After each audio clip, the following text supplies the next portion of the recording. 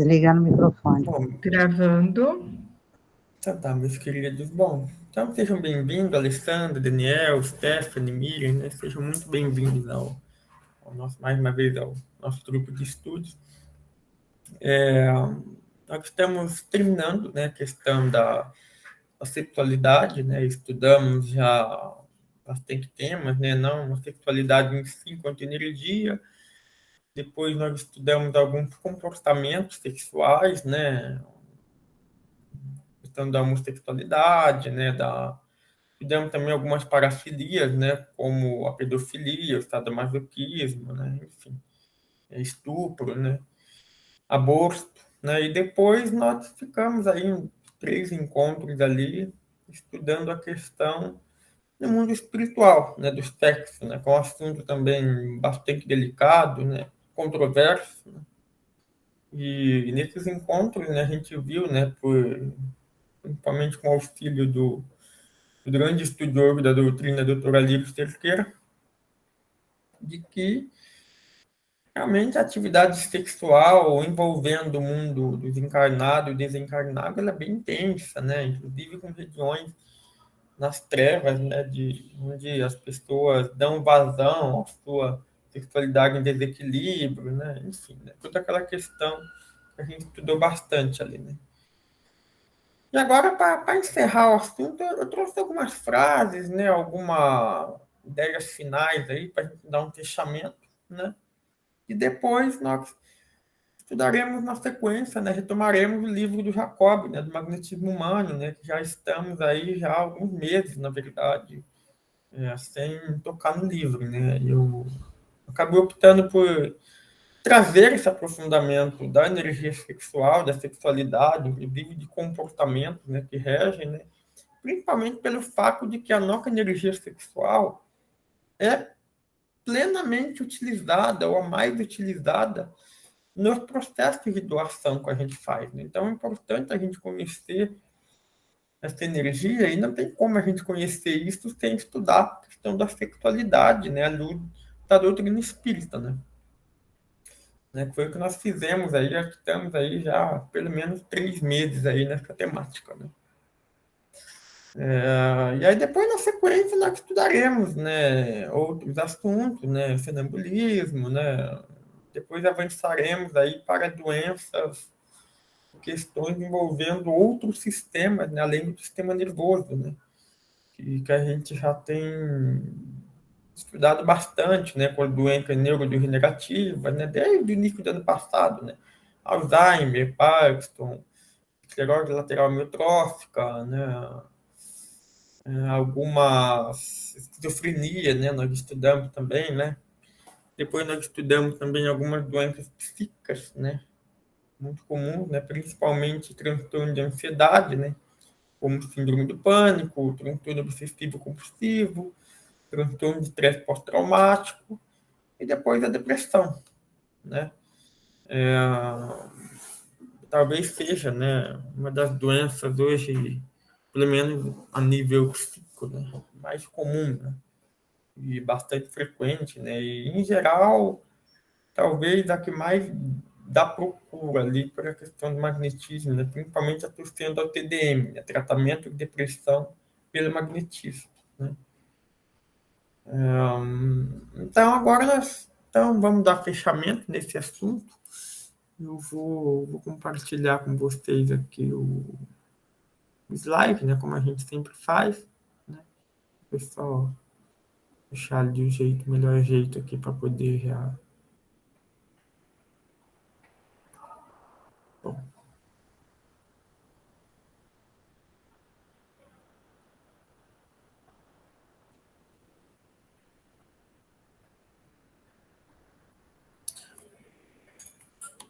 Perdão, deixa eu só abrir aqui, colocar no slide que a gente estava.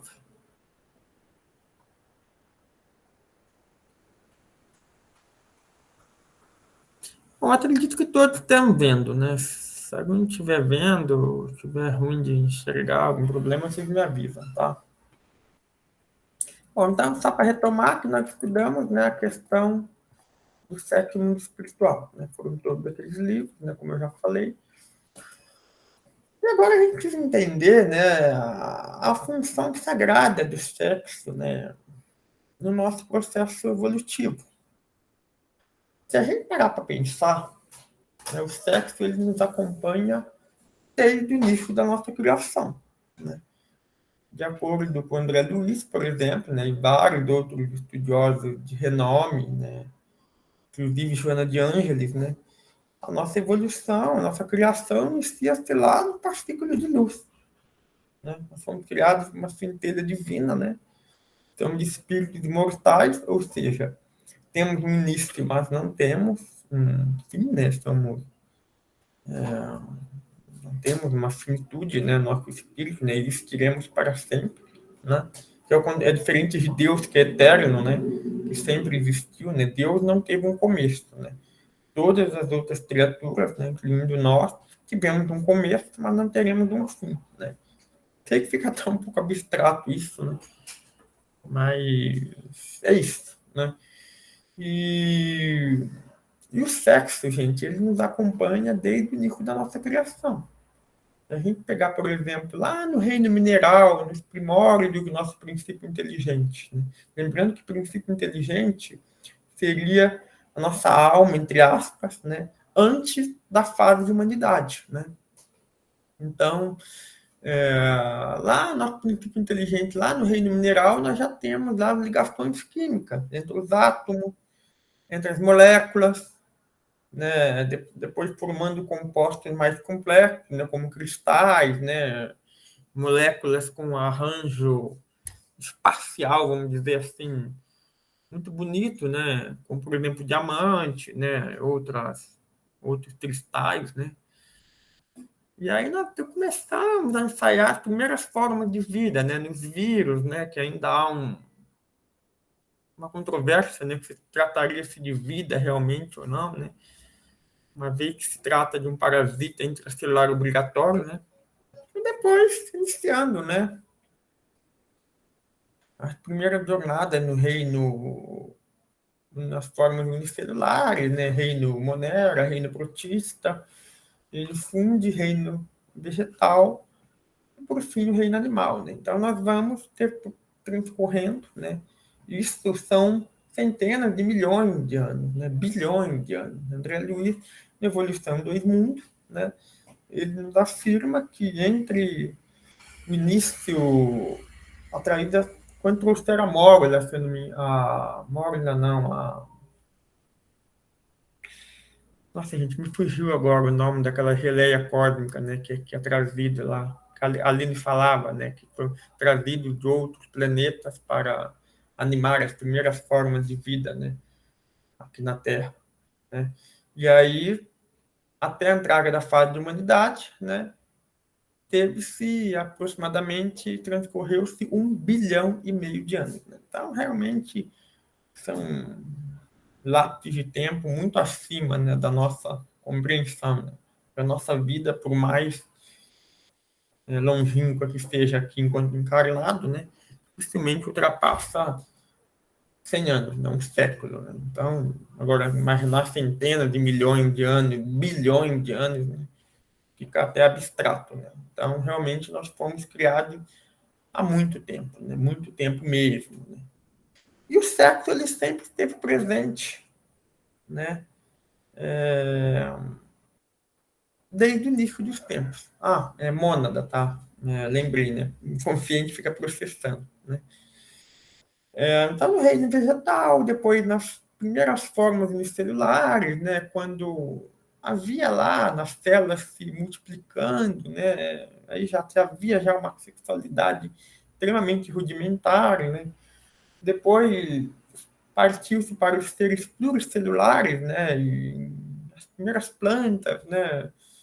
E aí toda aquela forma de reprodução das plantas, né? Que na água, depois na terra, né? A questão da semente, do fruto, né? Então foi se tornando cada vez mais complexo, né? É, diversas categorias de plantas, né? Briófitas, pteridófitas, né? Gimnosperma, endosperma, né? Plantas frutíferas, né? Então vão se tornando cada vez mais complexas, né? As formas de vida. E a sexualidade ela vai acompanhando todo esse processo, né? Até que a gente adentra o nosso princípio inteligente no reino animal, né? E aí é o ápice, né, da sexualidade, né? Até culminar no reino nominal, no nosso caso, né? Onde concebemos a sexualidade, né? Da forma como, inclusive, estávamos estudando, né, até então, né? Mas, evidentemente, né, que uma força tão poderosa, né, que nos acompanha desde o início da nossa criação, né, tem um propósito muito maior do que supõe grande parte da humanidade, né, que acha que é apenas um instrumento de prazer, né, ou até mesmo de dor, né, dependendo da experiência pessoal. Né. É muito mais que isso, né, é um mecanismo de evolução, né. Então, a sexualidade, como eu falei para você, nos acompanha desde o início da nossa criação e ela nos impulsiona à angelitude, que é o nosso estado final de arcanjo, né? E por que isso, né? Porque ela é uma força criadora, né? É uma força em que nós nos movimentamos, né, por meio dela, né, para a sobrevivência, para irmos em busca de nos tornarmos pessoas melhores, né? Quando a gente doa uma energia, nós estamos utilizando esses tipos de doação, né? Então, o sexo é algo sagrado, né, que tem que ser vivido com respeito, né, tem que ser vivido com consciência, né, de que é algo que pode nos impulsionar muito a nossa evolução, como também pode atrapalhar muito, né, o nosso processo evolutivo atual, né? Ah, e sempre há essa dicotomia, né, entre a entrega e a ação, né? Entrega no sentido da gente aceitar, né, a Deus, né, os desígnios, inclusive a grandeza, né, dessa força criadora, né, que é o que é a sexualidade, né? E também a ação, né, no sentido da gente agir, né, de modo a nos impulsionarmos, né, a nossa própria evolução cada vez mais, né? E nós podemos, então, identificar, né, alguns participantes, né, em todo esse processo, né, que Deus, né, obviamente, né, está presente em tudo, né, causa primária de todas as coisas, né. As duas leis, né, que de certa forma regem, né, todo o funcionamento do universo, né, então tudo está imerso nas leis divinas, né, principalmente a lei da evolução, a lei do progresso, né. E, claro, todas as outras leis derivadas, como ação e reação, né? Lei de amor, justiça e caridade. Né? E também levando-se em conta o eu, né? O espírito imortal. Né? Então, todos nós estamos imersos, né?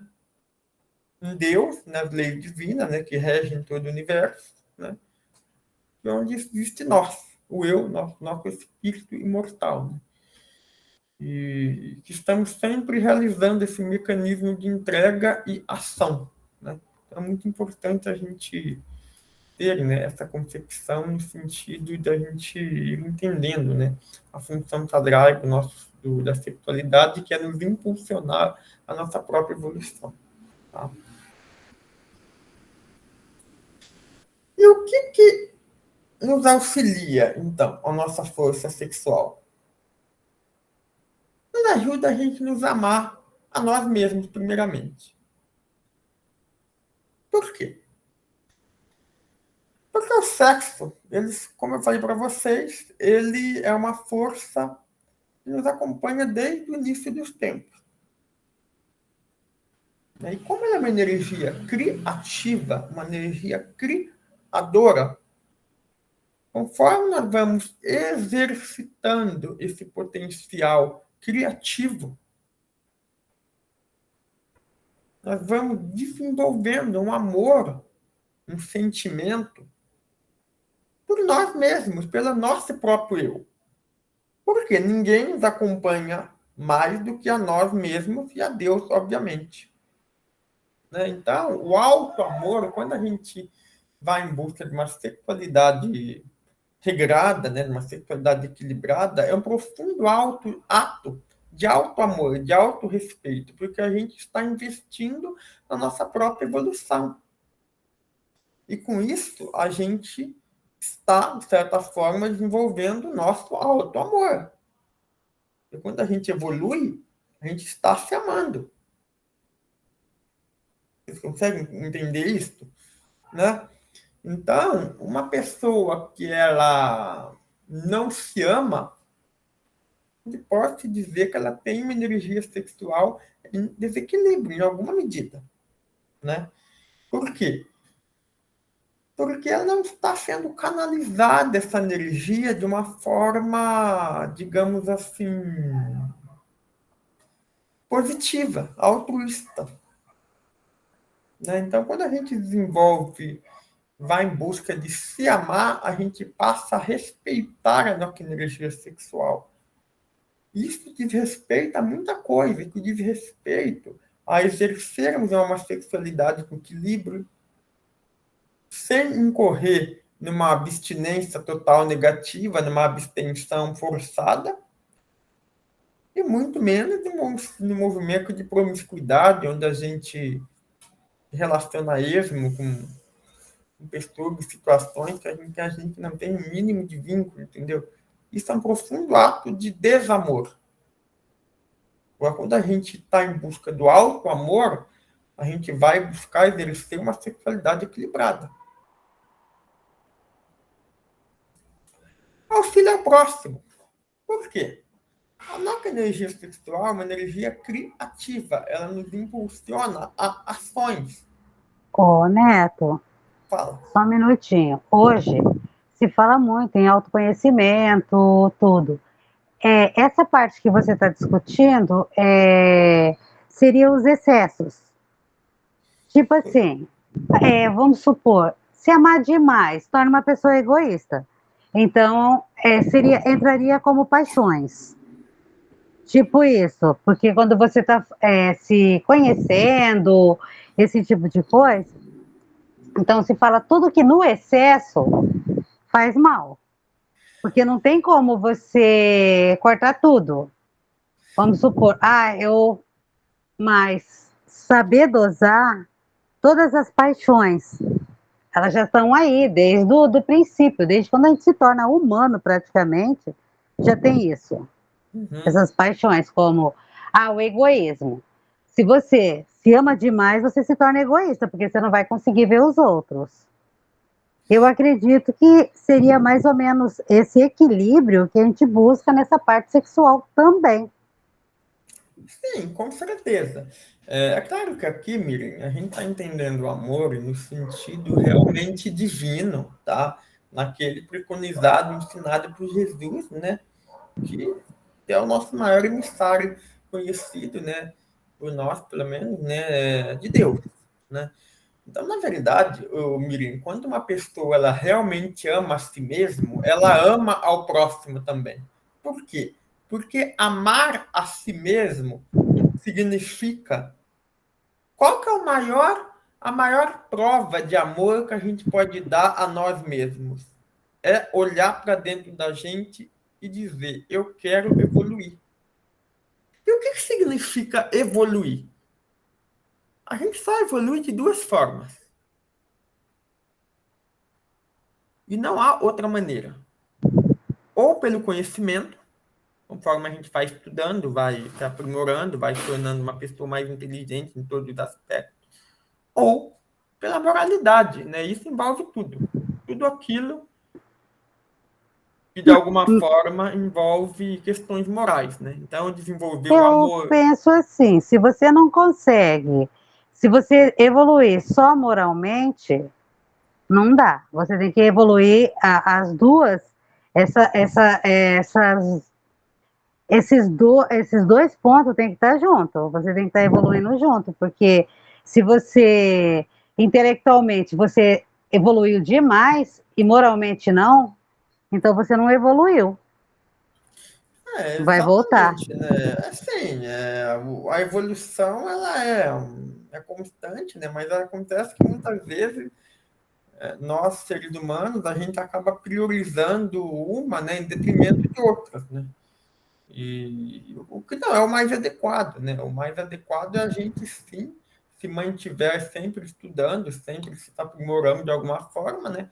Só que também, né, sempre buscando amar, sempre buscando cada vez mais nos tornarmos pessoas melhores, né?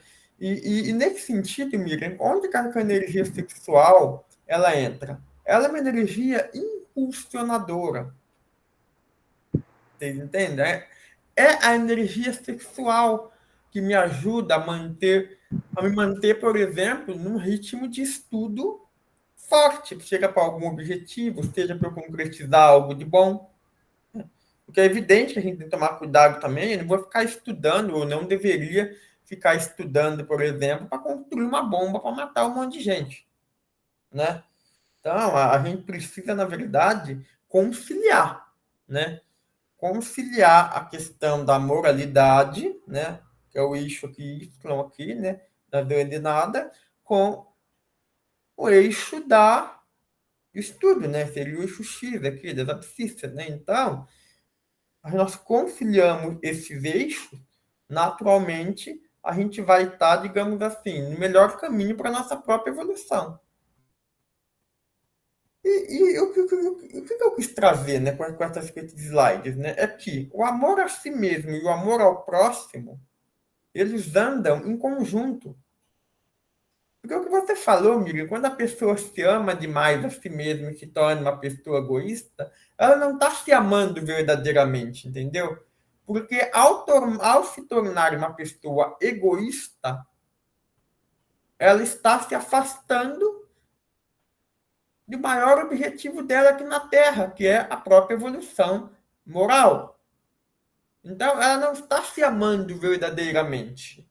Porque se ela se amasse verdadeiramente, ela estaria investindo todo o seu esforço no seu aprimoramento, naquilo que realmente importa.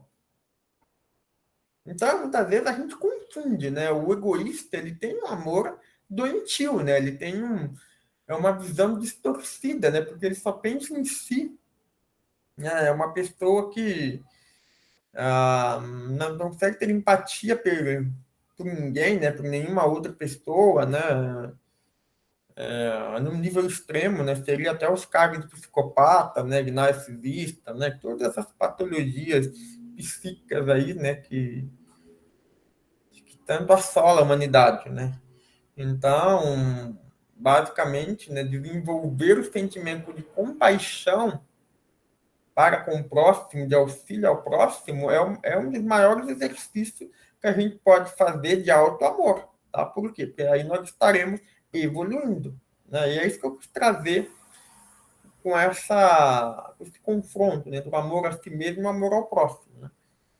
E a energia sexual, a gente direciona ela para o amor ao próximo de várias maneiras. No trabalho mediúnico, nós estamos utilizando a energia sexual, no trabalho de passe de magnetismo, no trabalho voluntário, na nossa profissão mesmo, quando a gente desempenha nossas tarefas de uma forma altruísta, de uma forma responsável, na condução de uma família, no cuidado das crianças, né? Tudo isso nós estamos movimentando a nossa energia sexual. É engraçado, né? Porque às vezes isso acontece, né? Com muitas pessoas, né? Nossa, eu estou cansado. Às vezes a pessoa está muito envolvida num projeto, né? Ou mesmo nos cuidados da casa, né? Ou etc. Enfim, né? Que demanda muito tempo, né? E aí, né, existe até essa questão, né? E muitas vezes o desejo até por fazer sexo, né? Por manter relações sexuais diminui, né? Em parte, né? Óbvio que eles, numa vida saudável, né? Num relacionamento saudável, né? É importante que eles sempre esteja presente em alguma medida, mas assim, muitas vezes, né? Esse uso intenso da nossa energia sexual para outros fins, né? Pode acabar repercutindo um pouco, né? Inclusive com o nosso desejo sexual, né? Então, e é exatamente isso que acontece com essas grandes almas que conseguem sublimar. O que é sublimar? né? É você canalizar toda a energia sexual para a prática de um bem maior. Chico Xavier, por exemplo, né? Todos nós conhecemos aí a sua história, né? Era um médium que não teve um relacionamento, né? Ele não casou efetivamente, né? Ah, e ele ficava sempre no atendimento aos desencarnados, né? E aos encarnados, enfim, né? Na escrita de livros, atendimento serviços voluntários, né? Quase que o dia inteiro, né? Ele desencarnou aí uma idade bastante avançada, né? Se não me engano, com 92 anos, né? E fazia uso intenso da sua energia sexual. Só que justamente por eles terem uma pessoa extremamente ativa, extremamente dedicada ao bem, ele não se relacionava sexualmente com outras pessoas. Por quê? Porque ele já canalizava todo o seu potencial genésico para a prática da caridade. Vocês entendem?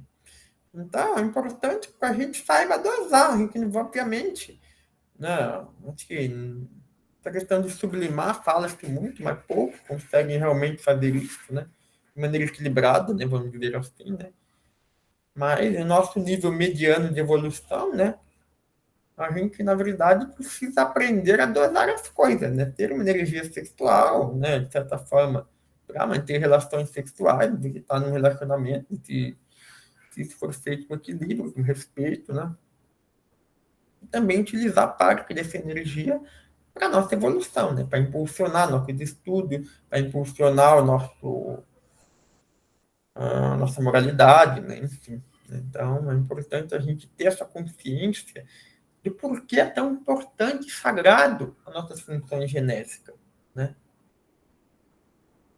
E aí a gente começa a entender o porquê que realmente não vale a pena a gente entrar, por exemplo, no movimento de promiscuidade, onde a gente vai dissipar essa energia de maneira extremamente evasiva, né? Extremamente vazia, né? E pode nos faltar o ideal mais nobre, né? Além de gastar, né? Inclusive o nosso próprio fluido vital, né?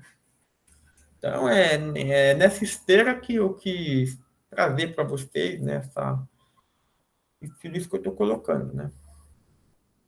Naturalmente, né, só complementando, né, o que eu já falei, né, a questão da afetividade conjugal também, né, próprio, né, um relacionamento equilibrado, né, e aqui poderia até ser pessoas, sabe, do mesmo sexo, né, como a gente estudou, né.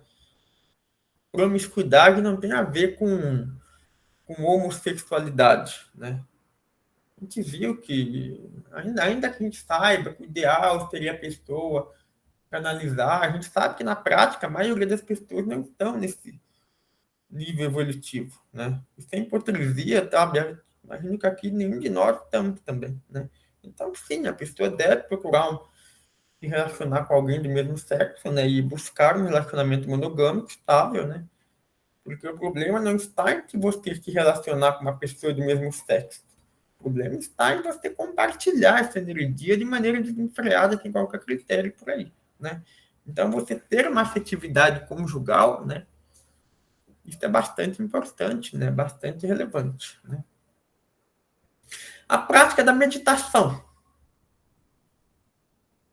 Ah, nós estamos utilizando a nossa energia sexual? Com certeza. Você tem que exercitar. O que é a meditação? Meditação é um exercício de autoconhecimento. Por quê? Porque a gente requer concentração. Começa por aí. Quando a gente se propõe a meditar, nós temos que estar concentrado em algo. E tem várias formas de fazer meditação, né? Não é ideia aqui se aprofundar muito nesse momento, né? Mas, basicamente, a gente tem que focar no nosso eu, silenciando pensamentos interiores, né? Que nada tem a ver com o período presente, né? Focar no momento presente, né? Isso que é algo básico da meditação, nós temos que ter o foco no presente, né? Ou seja, tem que ficar se preocupando com o passado que já foi, né? Ou com o futuro, a gente precisa fazer, não, né? Então, tudo isso requer um esforço, né? E nesse esforço que a gente faz em se manter no momento presente, quando a gente faz uma prática meditativa, nós estamos utilizando também a energia sexual. Então, pessoas que têm uma energia sexual equilibrada, elas têm mais possibilidade de fazer uma boa meditação? Sim, com certeza. Da mesma forma que essa pessoa tem mais possibilidade de auxiliar o próximo.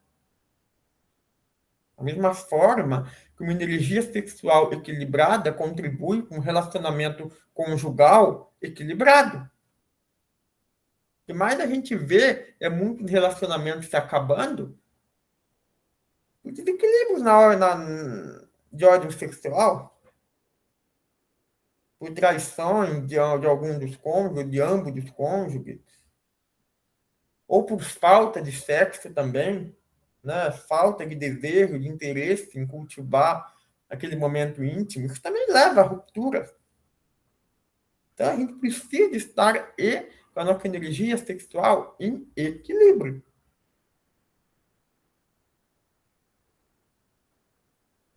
E se nós estivermos com a nossa energia sexual equilibrada, nós vamos ter, consequentemente, relações equilibradas. Então, sim, é importante que a gente cultive isso com o nosso parceiro, né?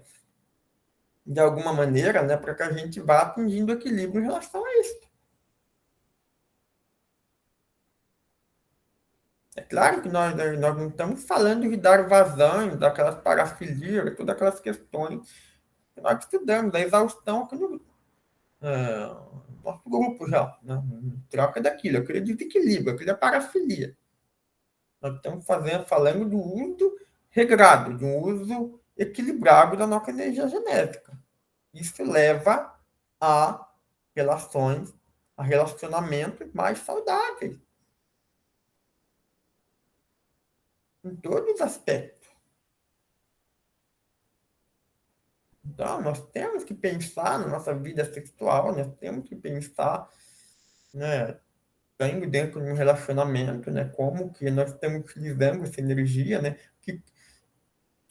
né, se tratando de um relacionamento heterossexual, né, redunda em filhos, né, em descendentes, né. E, obviamente, né, pode ser também na adoção, né, a gente vai utilizar também essa energia também na criação, né, da criança, enfim, né. Então, vocês percebem a abrangência da nossa energia, né, em relação em várias áreas da nossa vida. E na oração, gente?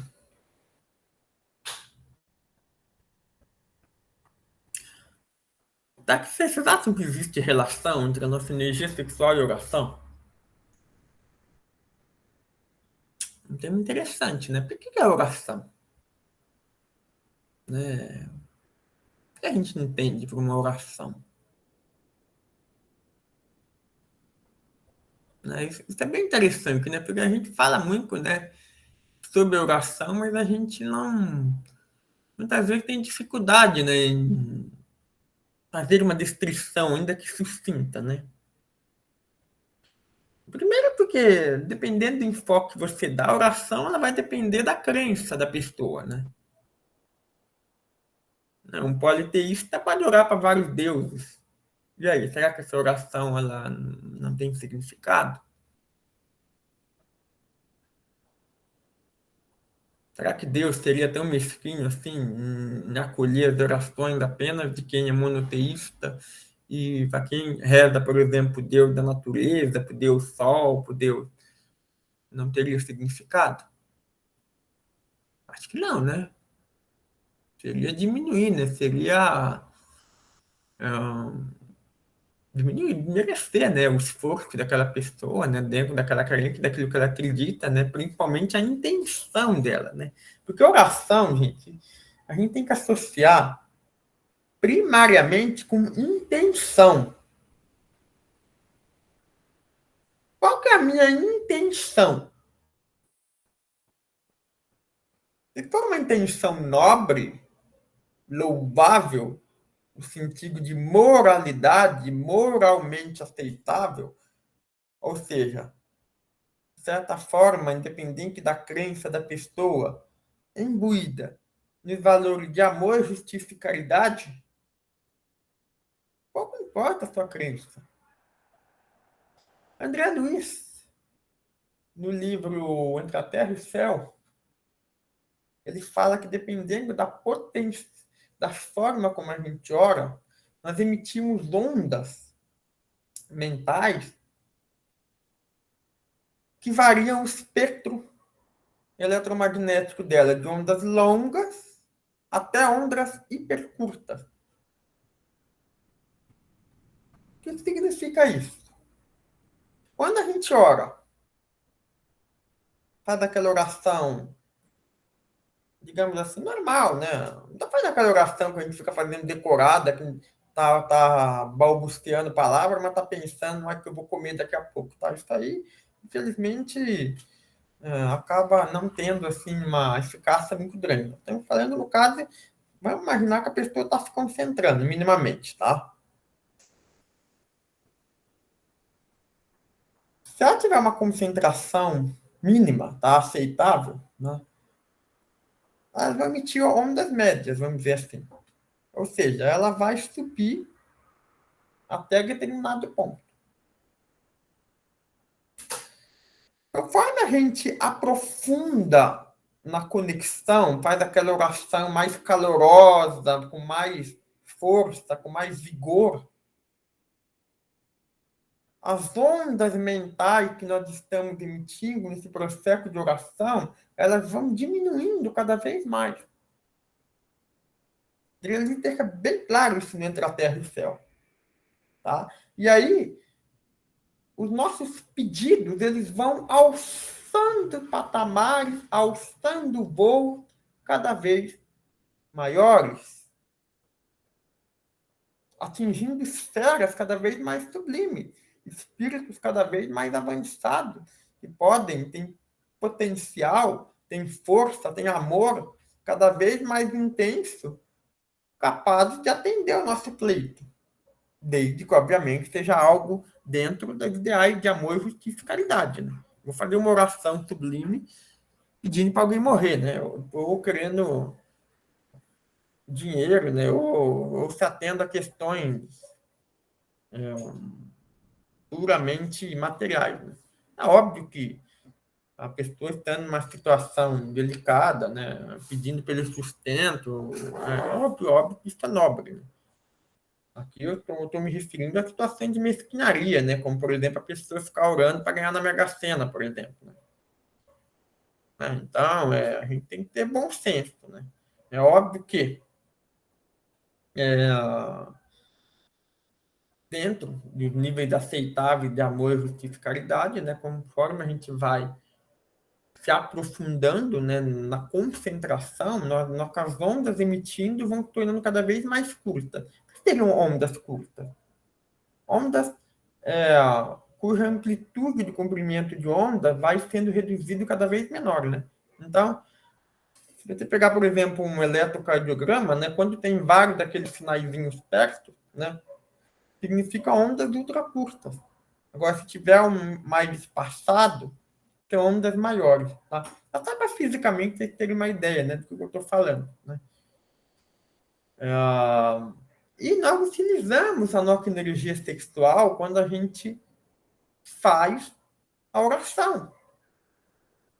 É por isso, meus queridos, que os monges, por exemplo, lá no Tibete, ou até mesmo aqui, em algumas congregações monásticas aqui no Brasil mesmo, por que eles conseguem ter uma vida dedicada à meditação, à oração? Porque eles estão canalizando a energia sexual, que poderia ser utilizada para manter relações sexuais, né, para a meditação e a oração. Então, a gente tem que sair daquela visão equivocada ou pelo menos incompleta, de que monges, de que padres, né, de que pessoas que escolhem ter uma vida de celibato não têm uma vida sexual ativa. Pelo contrário, elas têm. Claro, nós estamos falando aqui de pessoas em equilíbrio, tá? Não estamos falando daqueles casos, né? Igual a gente viu no livro do Padre Mauro, lá no livro Certa Obsessão, que era um pedófilo, não estamos falando disso, tá? Estamos falando de pessoas equilibradas, tá? Então, está sendo utilizada essa energia para outros fins. Então, sim, padres, monges têm uma vida sexual muito ativa. Só que não da forma como a gente normalmente entende, de utilizar essa energia para o conluio carnal, né? Para trocas carnais entre pessoas, entendeu? Enfim, ele utiliza energia sexual para a meditação, para a oração e para o auxílio ao próximo.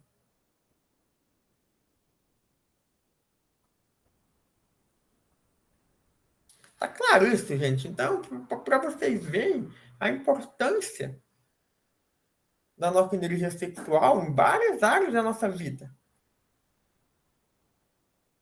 inclusive na oração, né? Porque quando a gente faz uma prece fervorosa, uma prece de coração, aquelas pode tomar assim, né?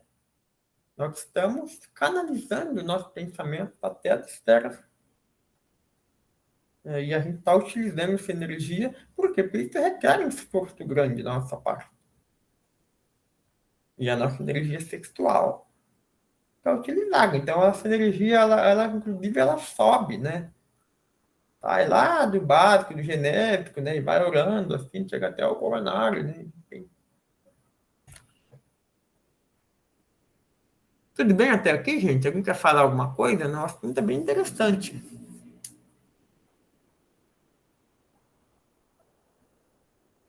Então, vocês entendem, né? A importância, né, da energia sexual, né, em várias áreas, né, da nossa vida.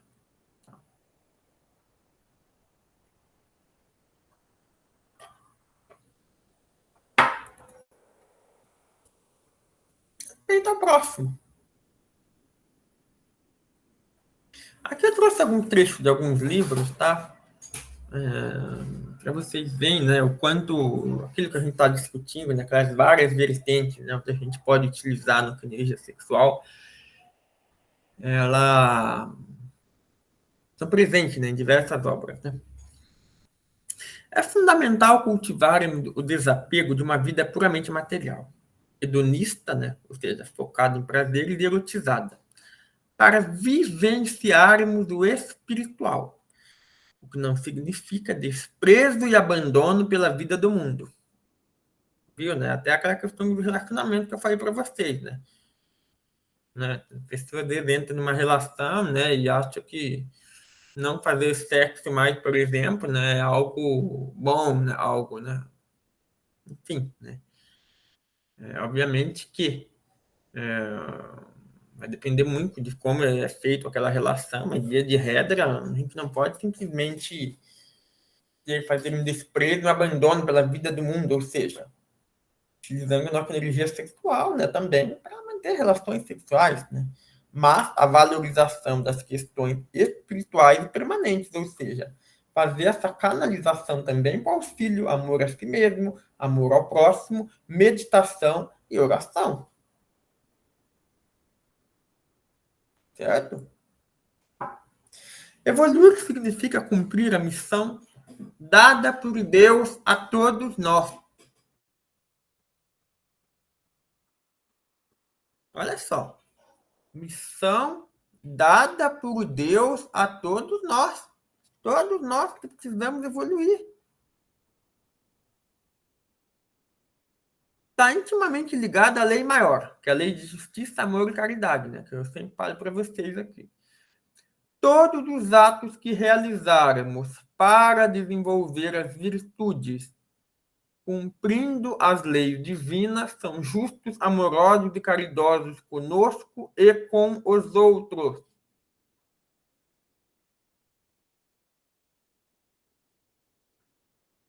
Então, quando a gente luta para desenvolver as virtudes, nós estamos utilizando a nossa energia sexual também. Olha só que interessante. Canalizando o amor a si mesmo, como a gente viu. Incrível, né, gente?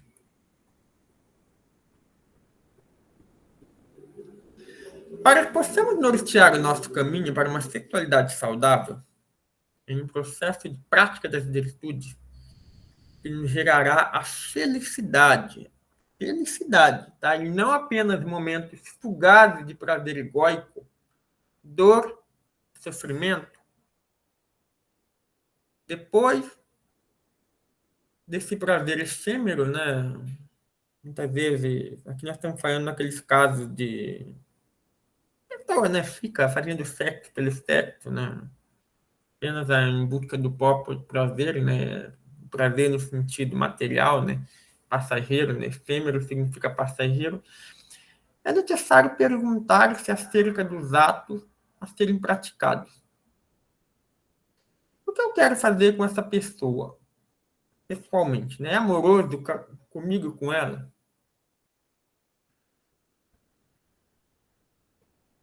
É interessante, né? Porque muitas vezes a gente pode pensar, né?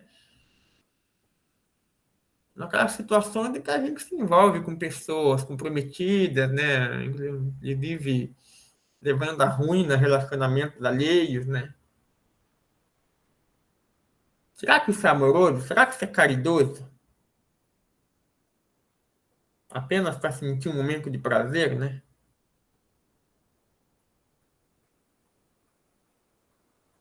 Será que eu traí, por exemplo, meu cônjuge, por exemplo? Isso é caridoso? É justo comigo e com ela, né? E é interessante que é sempre a pergunta não é só porque a gente tende a, por exemplo, uma traição, por exemplo, a gente tende a focar no próximo. Ai, coitada, né? Vai, coitado, né? Ou às vezes nem tanto, né? Porque a nossa sociedade, ela, até de maneira lamentável, né? Ainda debocha ainda, muitas vezes, das pessoas que são traídas, né? Principalmente os homens, né? O que é lamentável, né? E só que a gente tem que fazer essa pergunta para nós mesmos e para o outro.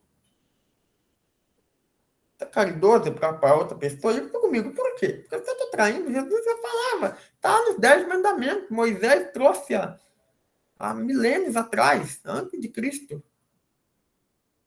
Não matarás, está lá, não roubarás, não cometerás adultério, está lá nos 10 mandamentos, lá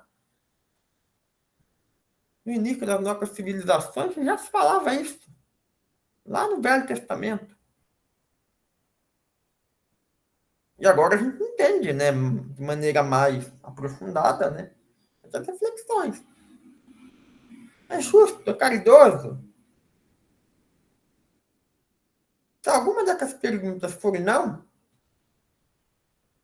o que eu vou fazer então?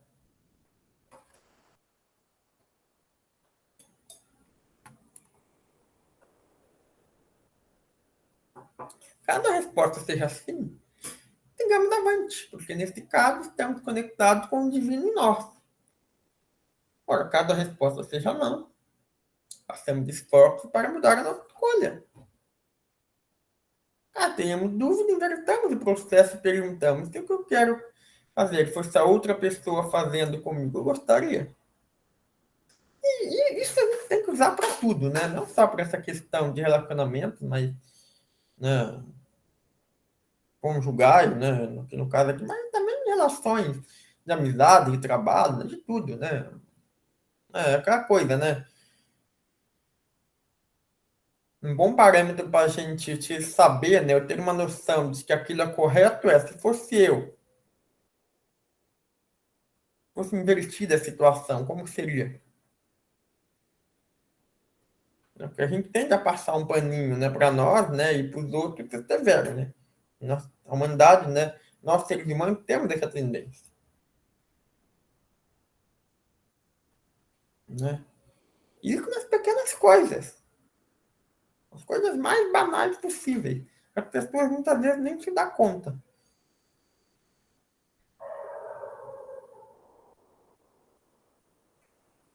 né? Vou dar um exemplo. Por exemplo, a pessoa pega, come uma coisa e joga o papel no chão. Está sujando. Vamos imaginar, por exemplo, pô, alguém vai ter que limpar aquilo, né? O varredor de rua. Por exemplo, a gente jogando. É caridoso, gostaria que alguém ficasse jogando lixo ali, tendo que muitas vezes tem lixeira próxima ali. Mas a gente vê na rua. Aquele lixo em algum momento vai parar num rio, vai parar. Tá? Um peixe pode comer, morrer engasgado com aquilo, uma tartaruga, um passarinho. É caridoso isso? Pô, pequenas coisas que a gente pode fazer, que muitas vezes as pessoas nem se dão conta. E obviamente, né, nas questões, em outras questões, também nossa vida também. O trabalho, as relações humanas, fazer fofoca. Pô, eu gosto de ficar falando dos outros, se ficasse falando mal de mim e eu ia gostar. A gente gosta de falar mal da gente, né? Ninguém, né? Por que eu vou falar mal dos outros? Ter essa maledicência, pra quê?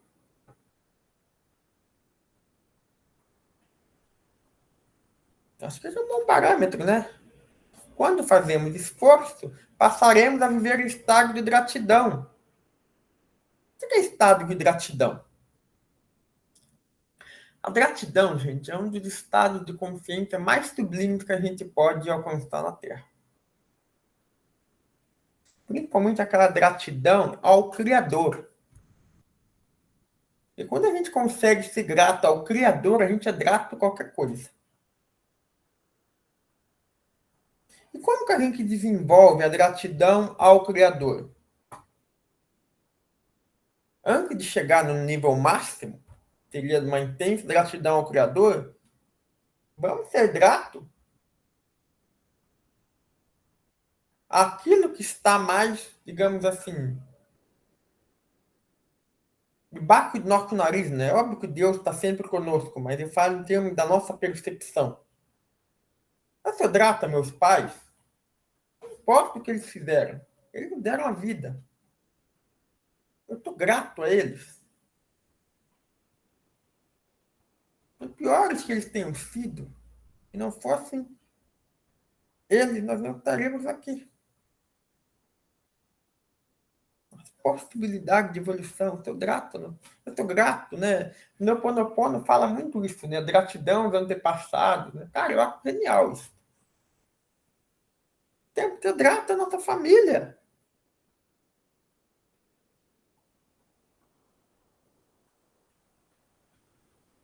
Eu sou grato às pessoas que passam na nossa vida, nossos amigos, nossos professores.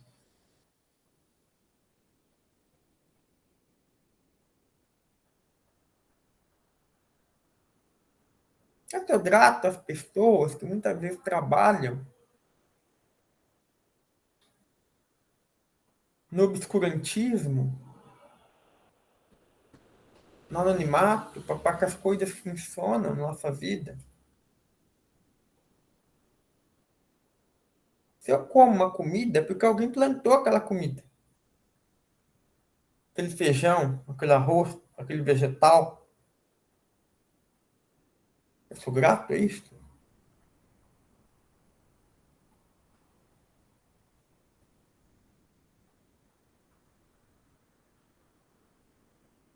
Nós podemos ganhar gratidão pelas pequenas coisas. Muitas vezes, remunerando um pouco mais pessoas que nos prestam serviços.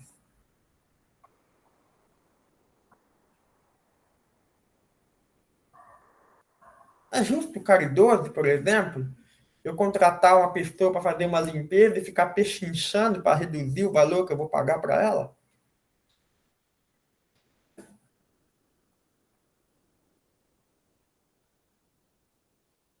A pessoa fica chorando, pagar R$ 10 a menos, pagar 20. Pô, claro que depende de condição de cada um, tá? É óbvio que cada um tem a sua realidade particular, né? E tem formas genéricas. Mas a gente tem que fazer essa reflexão. Que mundo que eu quero? Nós temos, de certa forma, um dever da gente compartilhar as coisas.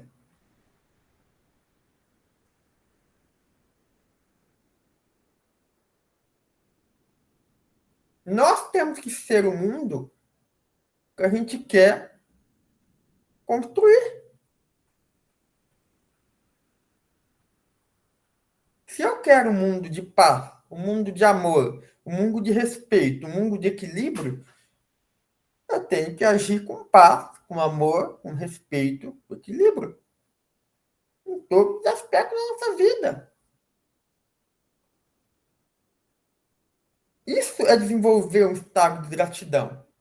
Porque eu passo a ser grato a tudo aquilo que passa pela minha vida. E quando eu começo a fazer isso de maneira genuína, aí eu passo a ter a gratidão maior, que é a gratidão ao Criador. Por quê? Porque quando eu sou grato ao Criador, é porque eu já sou grato a tudo aquilo que ele criou. Ou seja, eu estou grato a tudo que acontece na minha vida. Inclusive as coisas ruins. Porque a gente entende que serve para a nossa própria evolução.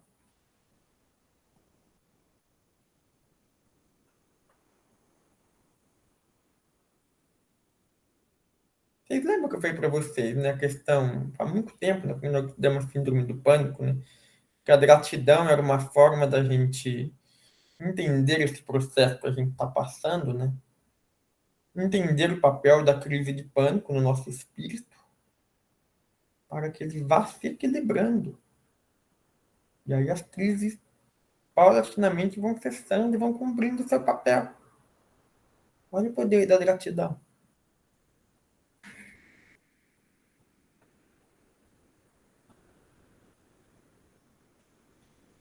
E Joana de Ângeles fala, né, em várias das suas obras, né, de uma das maiores, das maneiras mais profundas, mais assertivas da gente desenvolver a gratidão a Deus é por meio da contemplação da natureza.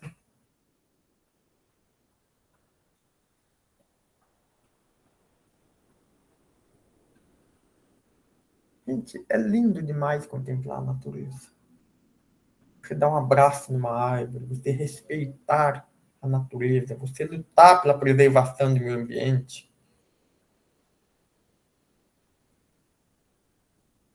Eu falo para aquela época de respeito de alma mesmo, de doação, porque a gente sabe que isso envolve muita renúncia.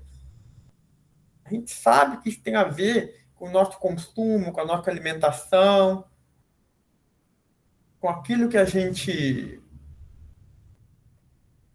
digamos, vivencia de certa forma. Quanto mais espiritualizado, quanto mais a gente vai se depurando nesses aspectos, mais a gente vai desenvolvendo esse sentimento de amor, esse sentimento de gratidão para com Deus, para com todas as criaturas.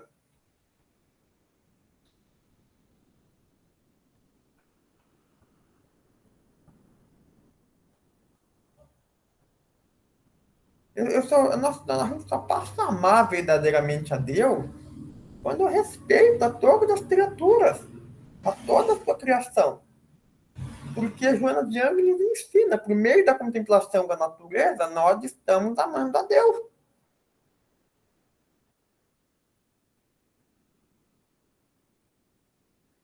Então, olha só o que envolve esse sentimento de gratidão, esse estado de gratidão. E a gente vai utilizar isso como? Utilizando a nossa energia sexual, em todos os aspectos. Tá lindo, gente. A pessoa passa a viver com tanta alegria interior que só lhe resta agradecer ao Criador pelas dádivas que a estimularam a conquistar as virtudes, entregando-se plenamente às leis. Que leis? As leis divinas. Joana de Ângeles nos traz, em algumas de suas obras, uma expressão chamada o pensamento cósmico. O que seria esse pensamento cósmico? Seria um pensamento, não, na verdade, uma conduta de vida, de certa forma, envolvendo todas as a casa mental dessa criatura, né? De modo que ela está conectada de maneira profunda com Deus. Jesus, no Monte das Oliveiras, quando ele orou, né? Pouco tempo antes da crucificação, estava em profunda comunhão com Deus.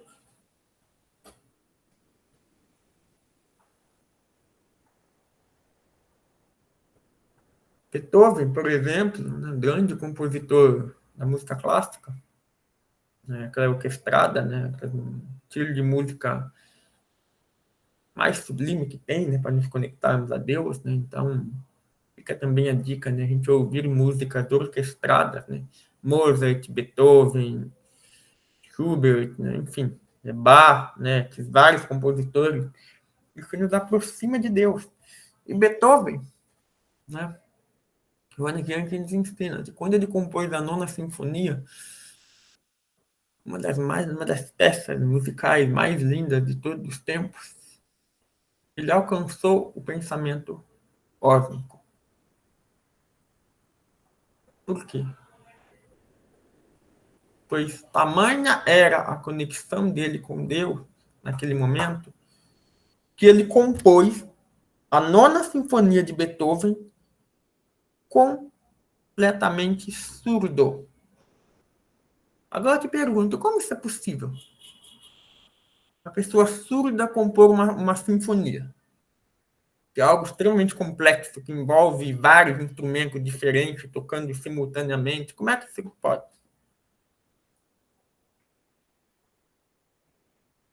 Uma razão muito simples. A conexão com Deus leva à espiritualização. E a espiritualização leva a desabrochar percepções e sensações com o nosso espírito.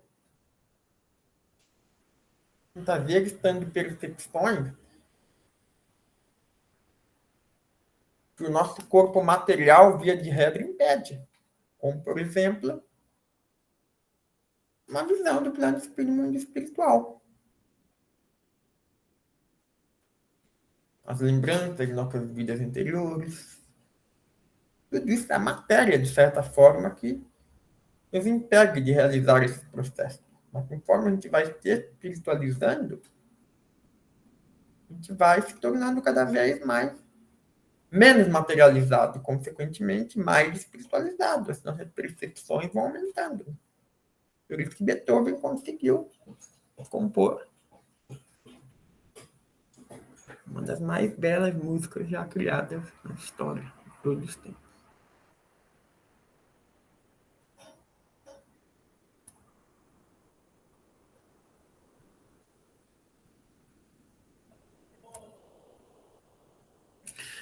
Então, gente, quando a gente encerra, eu até coloquei umas frases depois, assim, que depois eu fui lendo, depois que eu já tinha elaborado esse slide, o que eu achei interessante e tal. Vou até passar para vocês rapidinho algumas reflexões de algumas outras obras, mas basicamente, se a gente quiser estudar a sexualidade, obviamente não pretendo aqui esgotar o tema, é um tema realmente muito complexo, mas eu recomendo bastante o livro Sexo e Consciência, de Valdo Franco, um livro que ele narra vários aspectos, inclusive aspectos de Madalena, de Chico Xavier, enfim. É bem interessante o livro. O livro Sexo e Obsessão, que a gente estudou bastante naquele seminário do Alírio, onde Manuel Filomeno de Miranda retrata lá a cidade pervertida de sexo, Então, é um livro que choca um pouco, mas que vale a leitura, Sexualidade e Saúde Espiritual, do Dr. Alírio Cerqueira, para você, né, que era ele quem estava expondo o conceito não só do livro dele, mas também do livro de Valdo, né? Então, um grande estudioso do tema também, vale de todo, gente. É claro que eles têm abordagem diferente, né? O sexo e obsessão ele já trata mais do plano espiritual, né? O sexualidade e saúde espiritual ele já traz um enfoque mais da sexualidade no sentido de comportamento, né? De discorrer sobre as parafilias, né? Há um exercício saudável da sexualidade, né? Então ele já é um livro mais prático, né? Enquanto esses outros já trazem um caráter um pouco mais espiritual, né? O Sérgio Consciência já traz um caráter um pouco mais histórico, né? Um pouco mais filosófico, enfim. A sexualidade ali da doutrina espírita também traz bastante coisa interessante, né? Então, fica algumas sugestões de algumas obras aí sobre o tema, né? Que eu acredito que eles sejam bem pertinentes, né? A essa questão. Tá? E aqui, né? Eu até trouxe uma acabei nem editando esses slides, mas que o que eu li depois, posteriormente, né, e achei interessante, né, trazer essa abordagem, né, porque olha só o que ele fala, né, no Evolução em Dois Mundos, olha só que frase interessante, né, a energia natural do sexo, inerente à própria vida em si, gera cargas magnéticas em todos os seres, pela função criadora de que se reveste. Cargas que se caracterizam com potenciais nítidos de alteração no sistema psíquico de cada um e que, acumulando-se, invadem todos os campos sensíveis da alma, como a lhe obliterar os mecanismos outros de ação, qual se estivéssemos diante de usina reclamando controle adequado. Evolução em Dois Mundos, gente, ele é um livro bastante complexo, né? Ele trata basicamente da evolução anímica, né? Que é a evolução da alma, né? E aí ele traz um linguajar um pouco rebuscado, né? Um pouco difícil de entender, né? Mas aqui ele está falando da questão das cargas magnéticas em todos os seres. Ou seja, a sexualidade está em todos os seres. Tem uma função criadora. E elas podem, potenciais nítidos de atração no sistema psíquico. Vocês lembram que eu falei para vocês, o negócio das ondas? Lembra quando a gente estudou a questão do estupro? Lembra que da mulher lá que tinha duas condutas, né? Quando ela se propôs efetivamente a viver no amor, né? Aquelas ondas foram diminuindo, né? Agora, outro caso da mulher que ela mantinha lá uma vida promíscua, né? Acabou propiciando, né? Enfim, né? Facilitando o encontro entre o estuprador e ela, né? E que estavam vibrando nas mesmas energias. Né? Vocês lembram, né? Eu falei isso em algum dos nossos encontros. Né? Basicamente isso. E esse psiquismo invade todos os campos sensíveis da alma, como ele é obliterar o mecanismo do outro de ação, ou seja, toma demais a nossa energia, dificultando com que a gente evolua de outras formas, obliterando o mecanismo de ação. Como se a gente tivesse uma usina, né, da usinagem, vocês lembram disso, né? A questão da usinagem, né, nossa doação, né? Criação de energia, doação, né? Lembrar de usina, né? Usina é algo que está sempre criando, né? Reclamando como tudo adequado. Então, olha a importância, né, da energia natural do sexo, que ela é inerente à própria vida em si. Então, eu achei bem interessante, né, essa frase do Evolução em Dois Mundos, né, do obra aí do André Luiz, né? É uma das obras do André Luiz, biografia de Chico Xavier, né?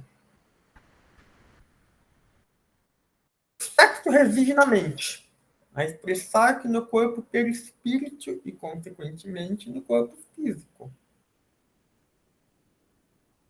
Olha só, é no perispírito que o espírito traz estratificada toda a enorme bagagem de suas experiências sexuais e também não sexuais do passado.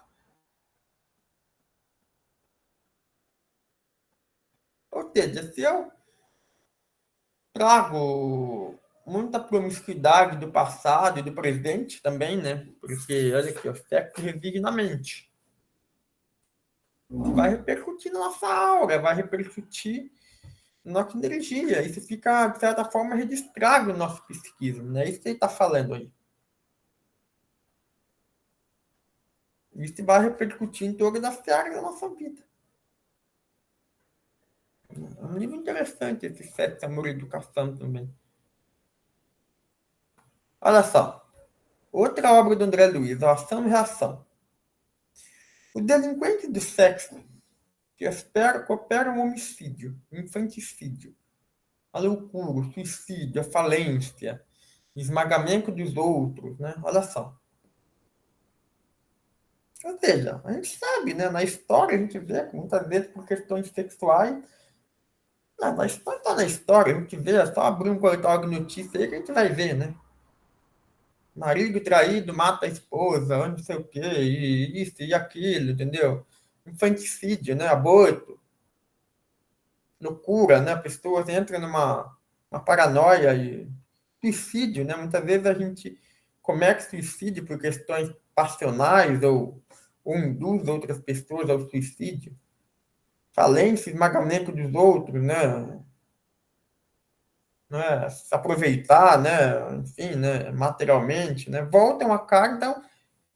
Esse delinquente, né, que coopera toda esse monte de coisa ruim, né, voltam a carne sobre o impacto das vibrações desequilibrantes que puseram em ação contra si próprios. E são muitas vezes as vítimas de mutilação congênita, ou seja, hereditária, da alienação mental, ou seja, retardado mental de alguma forma, né, sem paralisias, senilidade precoce,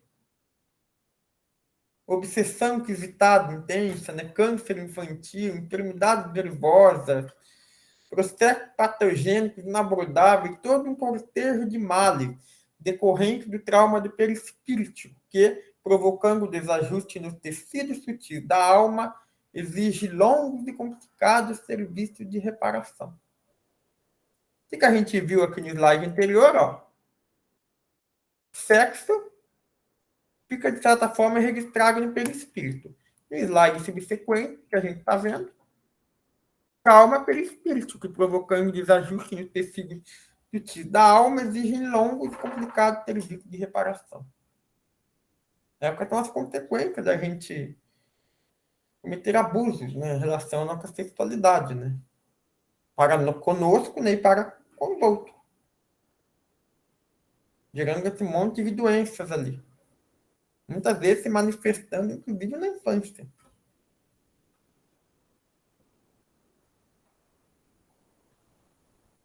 Isso não quer dizer que a gente vai sair julgando, né? Toda criança que nasce com alguma deficiência como tá desequilibrado sexual. Não, não é isso. Trata disso, ter uma tremenda falta de caridade. Né? Mas é importante a gente entenderem, né? O que pode estar por trás de tudo isso, né? Então a gente vê aqui, né? Nossa mente, né? Coordenando de certa forma o nosso corpo, né? Nosso espírito, né? Tudo interligado, né? Porque o que a gente pensa repercute no nosso corpo e, obviamente, no nosso espírito, né? Então, nosso padrão mental, de certa forma, vai,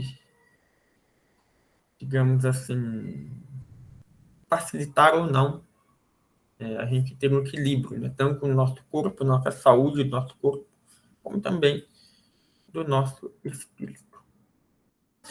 Durante o ato sexual, há um acasalamento de vibrações espirituais, como se o espírito aderisse a outro perispírito. Sim. Imagina duas pessoas fazendo sexo, né? Elas estão se interligando. As harmonias e desequilíbrio nesse campo energético trazem consequências enormes ao corpo espiritual. Né? Então, se tiver desequilíbrio nessas pessoas, né? Vamos fazer. No encontro sexual, os seres unem-se em espírito, desfaz-se a vibração defensiva do organismo perispiritual, propiciando uma ampla fusão energética. O que ele está falando aqui? Imagina o seguinte, todos nós temos, de certa forma, acho que eu comentei isso em algum dos nossos encontros, né? Uma defensiva. cerca natural contra a energia de terceiro. É uma coisa que a gente imaginar uma casa, por exemplo, com uma cerca elétrica. Ela está protegendo, né, contra invasões, né, enfim. E bem, a grosso modo, seria algo parecido. Tá? O que acontece? Quando eu faço sexo com uma outra pessoa, é como se eu desligasse a cerca elétrica. O que vai acontecer? Se eu desligo a cerca elétrica, vai ficar mais fácil a minha casa ser roubada, por exemplo. Uma coisa. Então, esses mecanismos de autodefesa, eles cessam de maneira temporária, pelo menos. E aí nós ficamos muito mais vulneráveis a essa troca de energia entre essas criaturas. Então, se eu estou toda hora abaixando o meu mecanismo de defesa, me relacionando sexualmente com um monte de gente, essa queda da nossa defesa energética vamos adoecer. Por quê? Porque ocorre uma ampla fusão energética, ou seja, a energia entre as pessoas, essas duas criaturas, por exemplo, se combinam, fundem. Se estão em desequilíbrio, vai ser uma fusão equilibrada. Então era isso, gente. Eu só trouxe mais essas frases, né? Eu coloquei um pouco depois aí, porque eu vi depois, né, que eu já tinha preparado esses encontros, né? Mas que eu achei interessante, então eu acabei colocando ali só para, na verdade, reforçar, né? Algumas coisas que a gente já viu, né? Que a gente já leu, né? Então, nada de tipo, que a gente já não tenha visto nos encontros anteriores, né? Eu acho que é mais no sentido da gente ratificar alguns pontos, né? E para vocês verem realmente como tudo aquilo que a gente está estudando aqui, né? Está ali presente ali nas principais obras, né? Inclusive do André Luiz, né? Como a gente tem visto.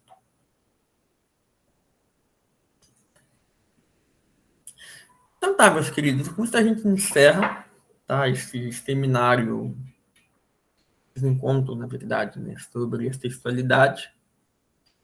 A partir da semana que vem, eu acho até que daria tempo da gente entrar hoje ainda, mas vai ficar para semana que vem, né? Dado aí já proximidade aí com nosso horário, né? Aí na semana que vem nós vamos retomar o livro do Jacob. E aí a gente vai estudar, né? Já coloquei as páginas que a gente vai estudar na semana subsequente, né? E aí a gente vai avançando, né? E traz várias considerações interessantes, né? Agora a gente já tem. Ele vai passar umas 10 páginas do livro ali só falando de energia sexual, né? Mas eu imagino que agora, com esse panorama que nós temos, a gente vai ter uma compreensão maior, né? Uma condição maior de entender, né? O que está por trás disso, né? E, claro, né? Acho que o meu maior objetivo aqui em fazer todo esse aprofundamento foi realmente fazer com que a gente entenda, né? A importância da nossa energia sexual, né?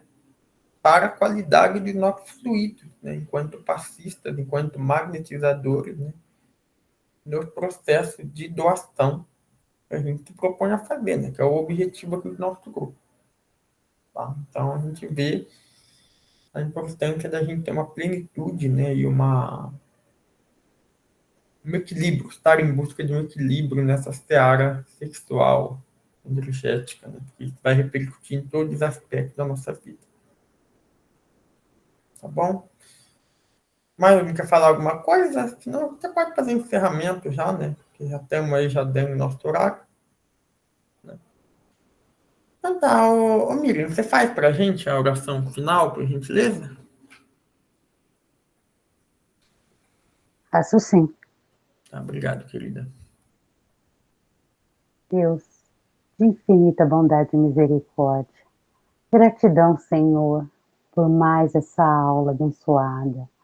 Muito obrigada por podermos estar aqui todos juntos, saudáveis, para assistir e aprender. Só temos a agradecer aos nossos encontros, que estão nos tornando seres humanos melhores, aprendendo, meu Pai, que os excessos da vida têm que ser cortados para que possamos juntos evoluir e auxiliar nossos irmãos. Gratidão sempre, meu Pai, pelas oportunidades de estar sempre renovando. Que assim seja. Amém, Jesus. Amém. Assim seja, meu Obrigada, querido. né? Obrigado, querido. Obrigada a todos. Obrigado, meu querido. Gratidão aí por estarem presentes. Nós estaremos juntos aí semana que vem, se Deus quiser. Tá bom, meus queridos? Ótima semana a todos, viu? Fica com Deus, viu? Boa noite. Até a semana que vem. Boa noite, gente. Até a Até. semana que vem. Obrigada para todos.